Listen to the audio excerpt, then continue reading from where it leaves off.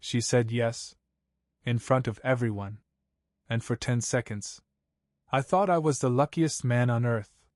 She smiled, cried, hugged me, held the ring like it was a crown. Her friends clapped. Someone filmed it. The bartender gave us free shots. But the next morning, everything changed. I woke up. She was gone. Her stuff too. Clothes. Toothbrush. Even the stupid candle she kept by the bed. I texted. Called. Nothing. Hours passed. Then I got a message. From a number I didn't know. It said, "Check your DMs." I opened Instagram. There it was. A video. Already at 10,000 views. My face. On one knee. The ring. Her reaction. The kiss. The cheers. Caption said, "When the loser thinks you'll actually marry him." The comments were worse. I felt my stomach cave in.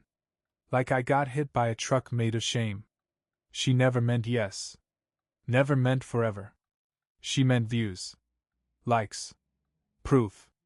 That she could break someone who really loved her. And make it look pretty. I didn't eat.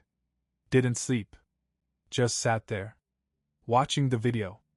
Over and over. Trying to find something real in her face. Some flicker. Some hesitation. Anything. But there was nothing. She meant it. Meant to humiliate me. And the worst part. It worked. The video was everywhere. TikTok. Reddit. Some meme pages. They blurred my name. But people still found me. DMs full of laughing emojis. One guy asked if it was staged. Another said I looked like a dog about to be put down. Then I saw her page. Private. New username. New bio. Do it for the plot. I felt sick. I texted her again. One line. Why? No answer. Then a friend from college messaged me. Said, "Yo. You okay?" I said, "No." He sent me a screenshot. Group chat. Her and 2 other girls. Planning it. Week before the party. They joked about how many views it would get. Called me Project Boyfriend. One of the other girls. I recognized her. But the third name. I didn't. Until I clicked her profile. And saw a picture. Her. With my brother. I drove straight to his place. Didn't call. Didn't think. Just rage. Pounding behind my ribs. He opened the door. Half smile on his face. Like nothing happened. I said, "We need to talk." He said, "Okay. What's up?" I showed him the photo. Him. That girl from the group chat. Arms around each other. Caption said, "Ride or die." He went pale. I asked, "Did you know?" He said, "It's complicated." I lost it. I grabbed his shirt. Pushed him back into the hallway. Complicated. Are you serious? He said. Listen. It wasn't supposed to go that far. They just wanted to mess with you. Get a reaction. Make it go viral.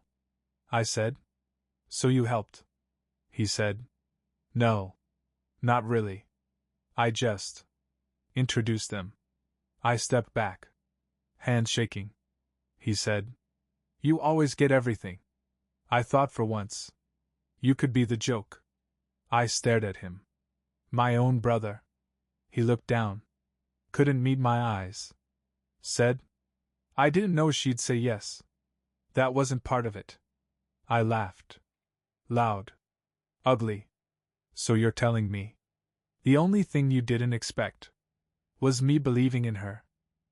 I shut everything down. Deleted socials. Blocked numbers. Quit my job. Packed a bag. Moved out of the city. To my uncle's cabin. No signal. No noise. Just trees. And time. And silence. Way too much silence. Some nights I'd talk to myself. Replay everything out loud. Like maybe saying it. would make it less real. But it didn't. One morning, I got a letter. Actual paper. No return address. Inside. A single sentence. She didn't want to go through with it. I read it 10 times. Then again. Same handwriting. I knew it. Madison. Her roommate. Quiet. Never liked me. But never rude either. I called the gas station near campus. Asked if they still had payphones. Drove 4 hours. Used coins. She answered after the 3rd ring. I said, "Why'd you write that?" She said, "Because it's true." I said, "Then why did she do it?" She said, "Ask her dad." I paused. "What does that mean?" She said, "You think this was about you. It wasn't. It was about him." Then she hung up. I drove back to town. Asked a friend who worked records to look up her family. No mom listed. Just one parent. Her dad. His name popped fast. Big house. Private company. Lot of press. At first glance. Perfect. But then. 2 articles. Old. Quiet. Restraining order. Sealed documents. No charges. But the wording. Unlawful control. Emotional coercion.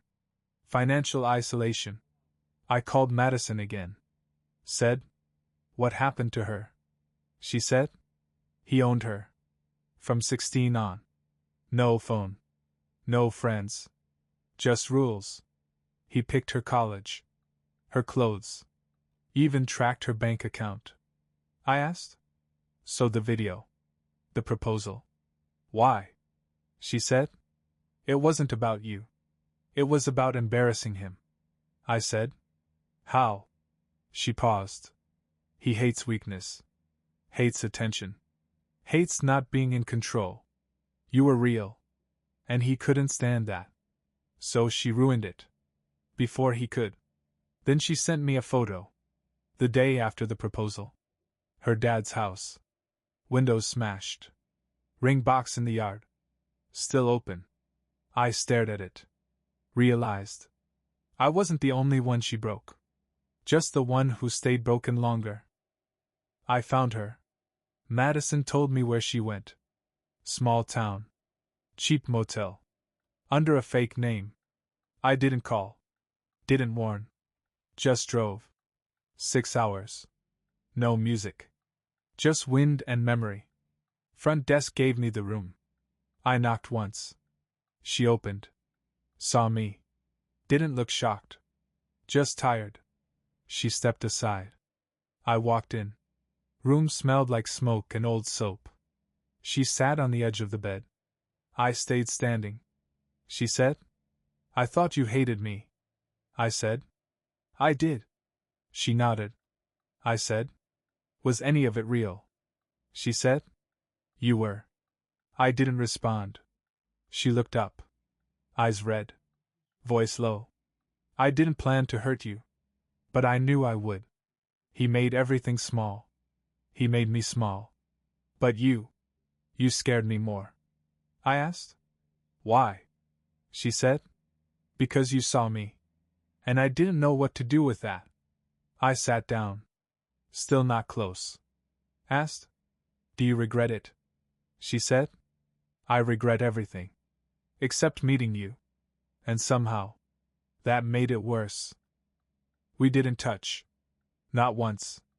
Just sat there. 2 ghosts in the same room. Holding memories like weapons.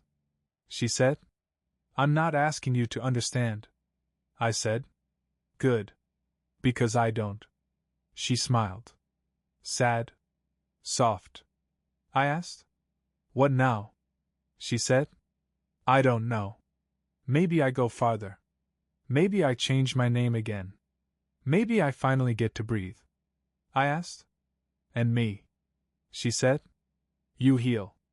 Because you didn't deserve any of this." I said, "No. But I let it happen." She shook her head. "No. You loved me. That's not a crime. It's just a risk. We sat like that. For a while. Long enough for the coffee in my hand to go cold. Then I stood. Said, "I forgive you." Her eyes filled.